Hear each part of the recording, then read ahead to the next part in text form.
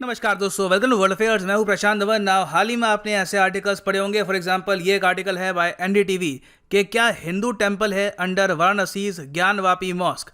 अभी हाल ही में देखो क्या है कि एक सिविल कोर्ट है वाराणसी में, इसने ऑर्डर दिया है कि अब फिजिकल सर्वे करने का टाइम आ चुका है।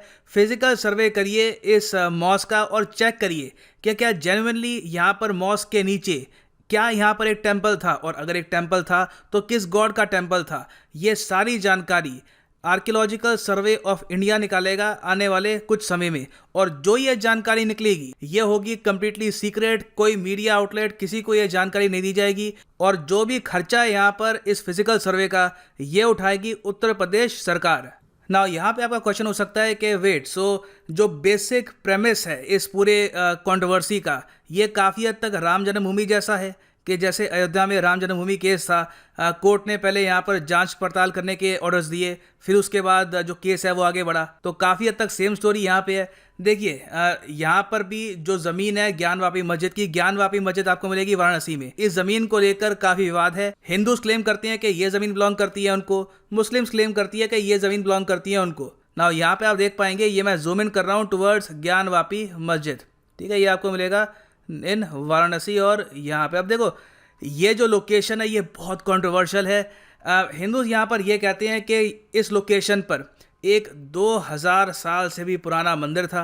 बाद में मुगल एम्परर औरंगजेब ने इस मंदिर को तुड़वाकर फोर्सफुली यहाँ पर एक मस्जिद बनवा दी, और यहाँ पे आप देखोगे जो रिमेन्स हैं इस मंदिर के अभी भी बचे हुए हैं, और ये यहाँ पे है मस्जिद उस लोकेशन पर जहाँ पे टेंपल हुआ करता था, ऐसा क्लेम है यहाँ पर हिंदू पटिशनर्स का।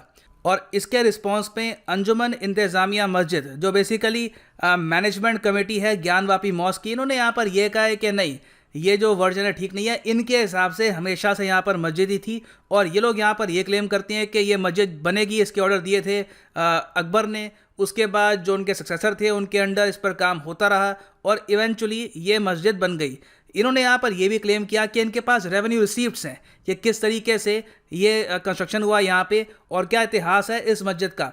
ना कोर्ट ने यहाँ पर यह कहा है कि रेवेन्यू रिसीप्ट एक प्रॉपर एविडेंस है नहीं इस पर्टिकुलर केस में, क्योंकि यहाँ पे हम बात कर रहे हैं एक बहुत ही पुराने मंदिर की जो 2000 साल से भी पुराना था। तो इसलिए कोर्ट ने एएसआई को कहा है कि एक फिजिकल सर्वे यहाँ पर करो, लेटेस्ट एडवांस जो इक्विपमेंट है वो यहाँ पर इस्तेमाल करो, पता करो यहाँ पे कि टेम्पल के कुछ रिमेन्स आपको मिलते हैं। और ये जो आप सर्वे करेंगे ये करते वक्त पूरा ध्यान रखना है कि किसी के रिलीजियस सेंटिमेंट्स हर्ट ना हो, और जब फिजिकल सर्वे हो भी रहा हो तो एएसआई के लोग यहाँ पर कैमोफ्लेज पहन के आएंगे। कोशिश यहाँ पर यह भी करनी चाहिए कि मीडिया को पता ना लगे कि एएसआई के लोग यहाँ पर कब सर्वे कर रहे हैं। तो ये सब कोर्ट ने कहा है ताकि किसी की रिलीजियस सेंटिमेंट्स यहाँ पे हर्ट ना हो, क्योंकि बहुत ही सेंसिटिव इशू है।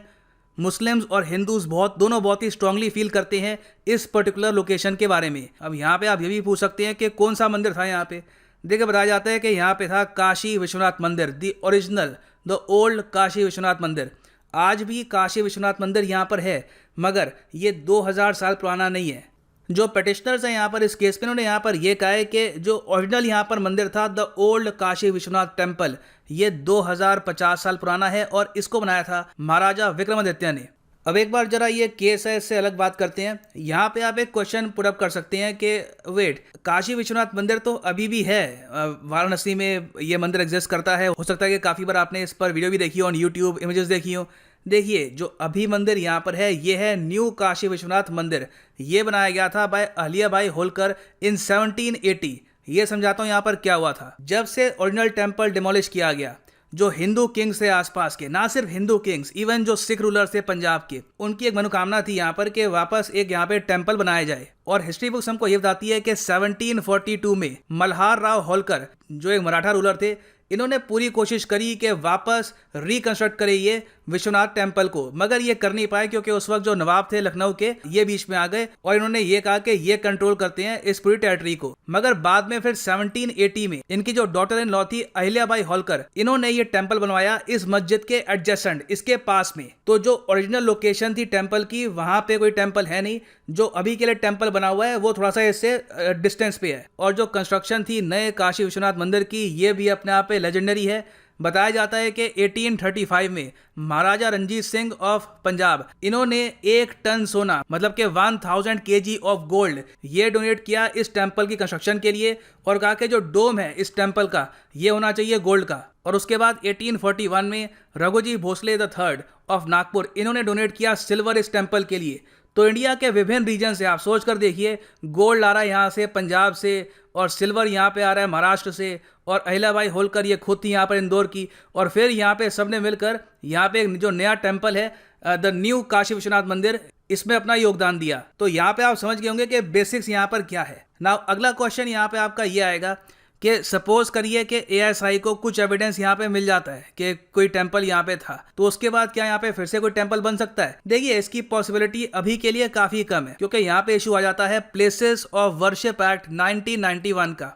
ये एक बहुत ही इंपॉर्टेंट एक्ट है। इस एक्ट में ये कहा गया है कि भारत जब आज़ाद हुआ, जब 1947 में भारत आज़ाद देश बन गया, उस वक्त जो भी टेम्पल्स थे, उस वक्त जो भी मस्जिद थी, उनकी लोकेशन, उनकी जो कंस्ट्रक्शन है वो जैसे ही थी वैसे एक्सेप्ट की जाएगी। अब हम हिस्ट्री में जाकर जो यहाँ पे स्ट्रक्चर्स हैं उनको चेंज नहीं करेंगे कि कोई अगर मान लो मस्जिद है वो बनी है किसी टेंपल पे या फिर कुछ और हो रखा है वहाँ पर, तो उस स्ट्रक्चर को अब चेंज नहीं किया जाएगा। अब यहाँ पे आप कहेंगे बाबरी मस्जिद के केस में क्या हुआ था, तो मैं आपको ये बता दूं कि इस एक्ट में कैटेगोरिकली मेंशन किया गया कि बाबरी मस्जिद केस इस एक्ट में नहीं आता। ये एक्ट मैं आपको दिखा देता हूं एक बार।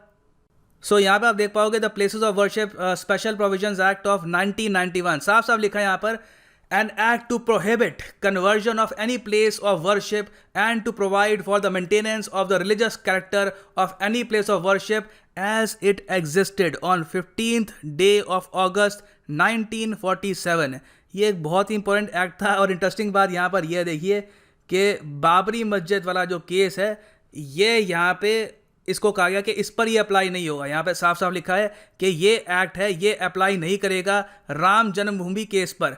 इसका रीज़न यहाँ पर क्या है? रीज़न देखो, इन्होंने सिंपली ये बताया कि ये केस चल रहा था 1947 से भी पहले, ठीक है, ये ब्रिटिश इंडिया के टाइम का केस है, तो इस पर हम ये नहीं कह सकते यहाँ पर कि ये केस यहाँ पे ख़त्म हो जाएगा। राम जन्मभूमि वाला जो केस है ये एक एक्सेप्शन है टू दिस एक्ट। तो ऑब्वियस सी बात है, देखिए अभी के लिए जो भी सर्वे होता है, जो भी यहाँ पे प्रूफ निकल के आता है, अगर आता भी है तो जब तक ये एक्ट है तो वापस यहाँ पे कोई टेम्पल कंस्ट्रक्ट नहीं किया जाएगा।